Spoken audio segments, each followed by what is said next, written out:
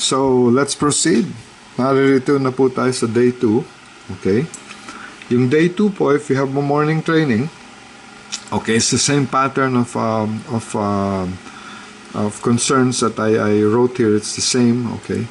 You always start the day, okay? Always start the workout. That's what I do, okay, with the reminders again.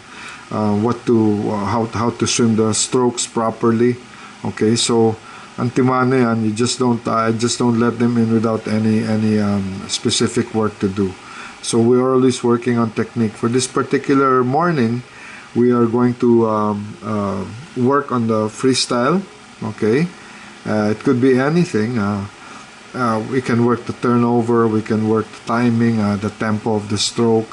Okay, we can use work single arm, just to get the shoulders rolling and the hips in place, things like that, depending on anything that has to do with freestyle. And then second, of course, is the core. It doesn't matter if you give the same core exercises each time. Once in a while, papalitan ninyo, but the more you keep on changing this, okay, the more the body gets confused. So you have to zero in on what specific type of training effect you want to get from your core training. Wag ho ninyo basta-bastang iibahin. Because you're training the nerves, okay? You're not training the swimmer, okay? When it comes to this, and this is a very, very difficult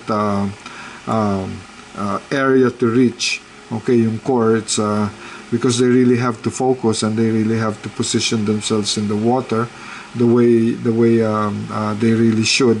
Hindi niyo basta pwedeng paiba yung gagawing exercises dito. I will give them the same thing, okay? Practically the same thing paulit-ulit para talagang until you can tell that the muscles are really it's automatic na. Parang like I said, yung umiinom na lang ng tubig, okay? So, here, because I would like them to work a little bit on speed, what I planned this morning for them to do is anaerobic power. These are the 25 meter sprints, 15 meter sprints, yung mga ganon. It's just 1 hour and 20 seconds total. This could be 625s, 825s. IM for the odds, you want to work the breakout ka, butterfly, okay? Then pabalik, the second 20 or the second 25, backstroke naman. Sabay backstroke sprint going into the wall and then turn. Pag alis naman doon, a backstroke push-off naman, okay? All the way up to 20 meters. Pabalik, breaststroke with turn, okay? And then the next one could be breaststroke sprint going out and then freestyle finish or freestyle turn. Depende po kung anong gusto ninyong ipagawa sa swimmers ninyo. No? Always monitor the pulse right after the aerobic capacity 1 set. Okay? Pagdating po dito, pagtapos po nito ng 20 minutes, okay, kukunan ho ninyo palagi ng pulse rate. At saka you have to be on top the number of strokes that they are taking. Specifically for this. Hindi ho pwedeng langoy langoy pawarde-warde. Hindi ho pwede yon. Because ang mangyayari ho nun, babalik lang ho kayo sa dating gawi. You have to be on top of the technique and you have to keep on saying and reminding to your swimmers about how they should really swim and how they should really train. Okay, it's very specific ko yung technique. Ito is just a carryover. If you'll notice, it's the same construction, but this time instead of freestyle or backstroke, breaststroke pulling with fins and backstroke swimming, I'll give all backstroke here.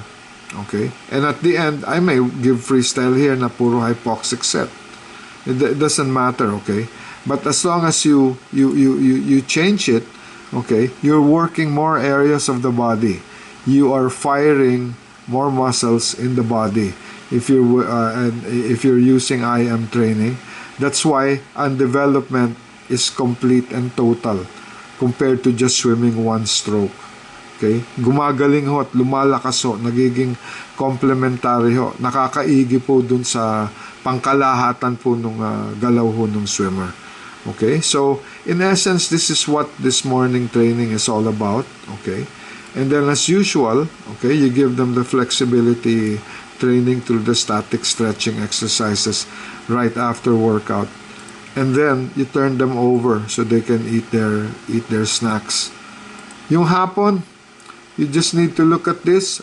You know, this is just an example. You can omit this. Hindi nyo naman kailangan gawin to because it's week 1. Maaring pahingayin ho ninyo sila sa hapon. Okay? Para ho naman maigi-igi ho yung pakiramdam nila the following day. I would rest them. But you know, I just put this on board, okay? Just for you to see the type of land training that we normally do, okay, on days that we do not have any swimming sessions. Okay, so pero kung ako to, normally pinagpapahinga ko sila at least on the first week or in the first 4 days of training or first 6 days of training. Paghapon ho, kinikurve ko po yung training nila para medyo maayos-ayos po. Or I might make them swim a little bit in the water, you know, just give them 2,000 meters, puro drills, just working on stroke. Okay? I may make them run for 20 minutes and then make them swim for another 20 minutes. Aerobic capacity, 1 lang na set, just to be working on stroke drills. Tapos, pahinga na, bihis na, merienda na, and then uwian na. Okay? So, that ends day 1 and day 2. Okay? Well, thank you very much for listening. I'll be presenting day 3 and 4 in the succeeding video. Thank you very much.